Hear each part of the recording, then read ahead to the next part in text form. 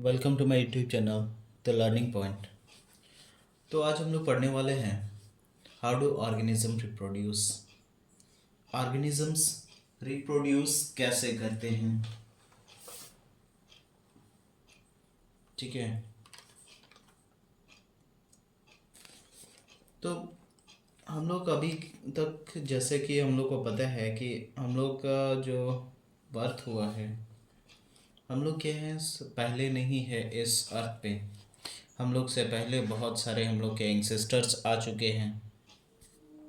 वो लोग यहाँ रहे, उनके बाद उनका जो ऑफस्प्रिंग था, मतलब उनका बच्चा लोग, फिर वो रहे, फिर उसके बाद फिर उनके बच्चे इस टाइप से होते होते बहुत सारा जनरेशन पार होने के बाद हम लोग का अभी टाइम आया है, ठीक है।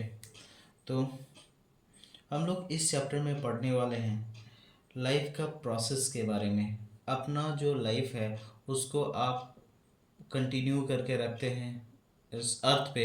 उसके बाद क्या होता है कि जैसे आपको लगता है कि आपका एज अब धीरे धीरे कम हो रहा है, मतलब आपका एज ग्रो होने के बाद जब आपका धीरे धीरे एज घट रहा होता है, तो आपको लगता है कि हम क्या करें, अपना ऑफस्प्रिंग को प्रोड्यूस करें या अपने बच्चे को प्रोड्यूस करें, वो उसके बाद हमारा कंटिन्यूटी को बनाए रख सके अर्थ पे।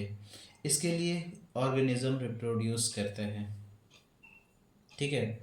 तो हर एक आदमी जो होता है कि एक टाइम होता है जब तक वो जीता है, उसके बाद फिर उसको फिर मर जाता है वो। तो उसी को जब से वो पैदा होता है और जब तक वो मरता है तब तक का जो टाइम होता है वो उसका लाइफ स्पेन कहलाता है। और हर एक आदमी का, हर एक ऑर्गेनिज्म का, सबका अपना अपना एक लाइफ स्पेन होता है। किसी का 200 साल तक का होता है, किसी का 2000 साल होता है, किसी का 60 साल होता है, किसी का कुछ दिन का होता है, लेकिन अपना एक लाइफ स्पेन होता है। जैसे आप लोग को शायद नहीं पता हो या किसी किसी को पता भी हो कि आपका जैसे 2000 साल, 2000 साल का भी होता है आदमी। आदमी नहीं, सॉरी, आदमी बोल रहे हैं। पीपल का जो पेड़ होता है वो आपका लगभग 2000 साल तक का होता है, उसका लाइफ स्पेन। और उसके बाद एक पेड़ था, आई थिंक हमको याद नहीं आ रहा है, वो कैलिफोर्निया में एक पेड़ था जो कि लगभग 1100 साल तक जिंदा था, ठीक है। तो हम लोग वो सब छोड़ते हैं, अब हम लोग नया टॉपिक, अपना अपना टॉपिक पे आते हैं। वो जो मेरा टॉपिक है रिप्रोडक्शन। तो रिप्रोडक्शन क्या है? The production of the new organism from the existing organism of the same species is called reproduction.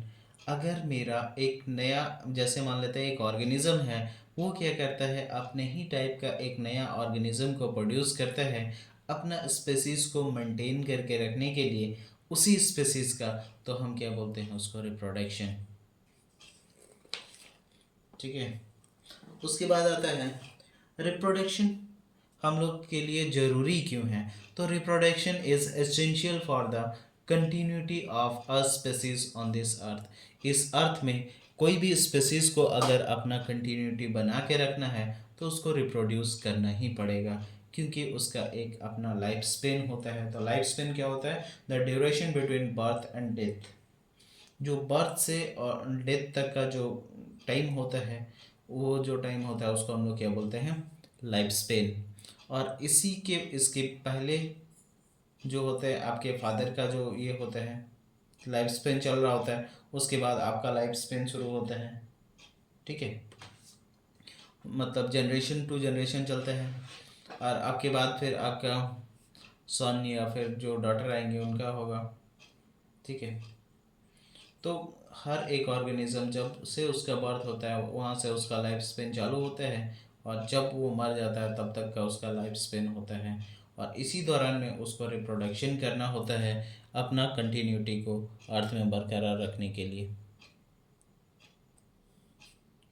अभी देखते हैं रिप्रोडक्शन। तो देख लिया हम लोग का रिप्रोडक्शन होता क्या है।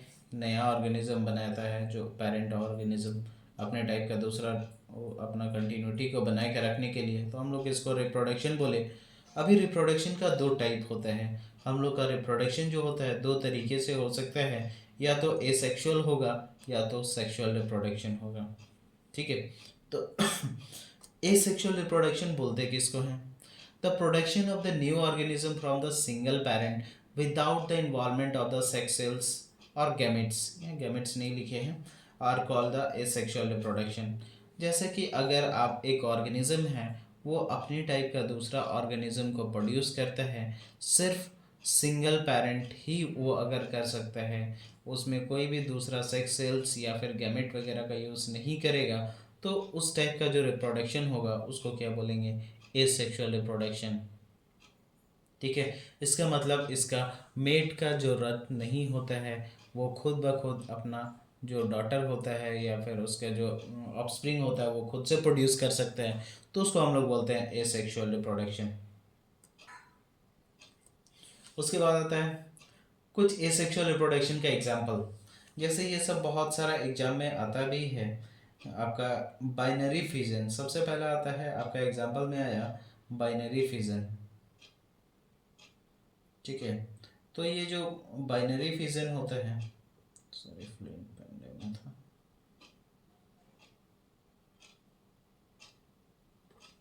ये जो बाइनरी फिजन होता है इसमें क्या करता है, एक ऑर्गेनिज्म जो होता है वो डिवाइड होके दो ऑर्गेनिज्म में कन्वर्ट कर देता है अपने आप को। ठीक है, तो इसको हम लोग बोलते हैं बाइनरी फिजन। और जो कि होता है आपका अमीबा में, पैरामेशियम में, ये सब में होता है बाइनरी फिजन।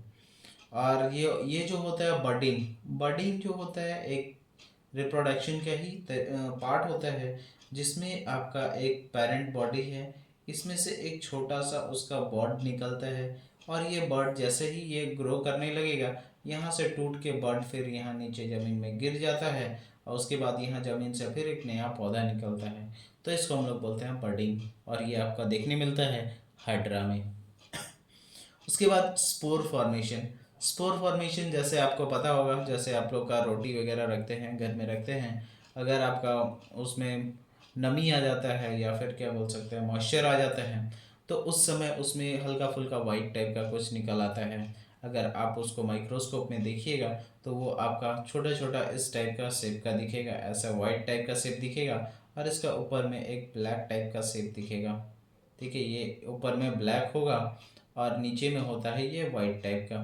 ठीक है, तो इस टाइप का जो दिखेगा हम लोग इसको क्या बोलते हैं, स्पोर फॉर्मेशन। इसमें स्पोर्स निकल गया है और ये निकलता है ब्रेड मोल्स वगैरह बोलते हैं इसको, या राइजोपस। ठीक है, उसके बाद होता है रीजनरेशन। रीजनरेशन आपका प्लेनेरिया में होता है, इसको हम अलग अलग करके फिर इसको एक्सप्लेन करेंगे, लेकिन हम इसको अभी स्किप कर रहे हैं क्योंकि ये वीडियो काफ़ी लंबा हो जाएगा, जिसके कारण हम अभी इसको स्किप कर रहे हैं। इसके बारे में डिटेल में हम आगे में पढ़ेंगे। रीजनरेशन होता है आपका प्लेनेरिया, फ्लैटफॉर्म वगैरह में होता है। फ्रेगमेंटेशन होता है स्पायरो वगैरह में होता है। आपका वेजिटेटिव प्रोपगेशन रोज प्लांट में होते हैं। ये सब सब जितना भी टॉपिक है हम सबको एक एक करके डील करेंगे, लेकिन अभी नहीं कर रहे हैं क्योंकि अभी क्या हो रहा है कि आपका वीडियो काफ़ी लंबा हो जाएगा, जो कि काफ़ी परेशानी होता होगा आप लोग को देखने में भी, आई थिंक। सेक्सुअल रिप्रोडक्शन, अभी सेक्सुअल रिप्रोडक्शन का डेफिनेशन देख लेते हैं।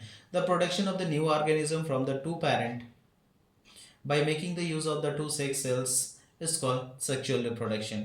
ये जो रिप्रोडक्शन होता है, इस सेक्सुअल रिप्रोडक्शन में एक ऑर्गेनिज्म अपनी मेट का ज़रूरत पड़ता है उसका रिप्रोड्यूस, मतलब अपने बच्चे को प्रोड्यूस करने के लिए। तो इस टाइप का जो रिप्रोडक्शन होता है इसको क्या बोलते हैं, सेक्सुअल रिप्रोडक्शन, जो कि आपका देखा जा सकता है ह्यूमन बीइंग में। देख सकते हैं ह्यूमन बीइंग में, आप देख सकते हैं डॉग्स में भी इस टाइप का होता है, मेट की ज़रूरत होता है, कैट में हो गया, हॉर्स में हो गया, और बहुत सारे एग्जाम्पल होते हैं। तो ये सब में क्या होता है आपका सेक्सुअल रिप्रोडक्शन होते हैं। उसके बाद आता है asexual reproduction take place by the 6 different methods. वो 6 डिफरेंट मेथड से होते हैं एसेक्सुअल रिप्रोडक्शन। पहला हो गया फिजन, दूसरा बर्डिंग, तीसरा स्पोर फॉर्मेशन, चौथा हो गया रीजनरेशन, उसके बाद फ्रेगमेंटेशन, उसके बाद होता है वेजिटेटिव प्रोपेगेशन। ठीक है, तो फिजन का जो प्रोसेस होता है एसेक्सुअल रिप्रोडक्शन में, फिजन का प्रोसेस क्या होता है वो हम लोग देखते हैं। Fission in this process the in the process of fission the unicellular organism split to form two new organism. Fission का जो प्रोसेस होता है, इसमें एक ऑर्गेनिज्म डिवाइड होके, जैसे ये एक ऑर्गेनिज्म है, ये डिवाइड होके दो ऑर्गेनिज्म में ये कन्वर्ट हो जाता है, तो हम इसको क्या बोलते हैं, फिजन। ठीक है। और ये फिजन जो होता है आपका दो टाइप का हो सकता है, या तो हो सकता है एक एक ऑर्गेनिज्म से दो बनना, या फिर एक ऑर्गेनिज्म से बहुत सारा बनना। ठीक है। अगर एक ऑर्गेनिज्म से दो बना तो उसको क्या बोलेंगे, बाइनरी फिजन। और एक से अगर बहुत सारा बनता है तो उसको क्या बोलेंगे, मल्टीपल फिजन।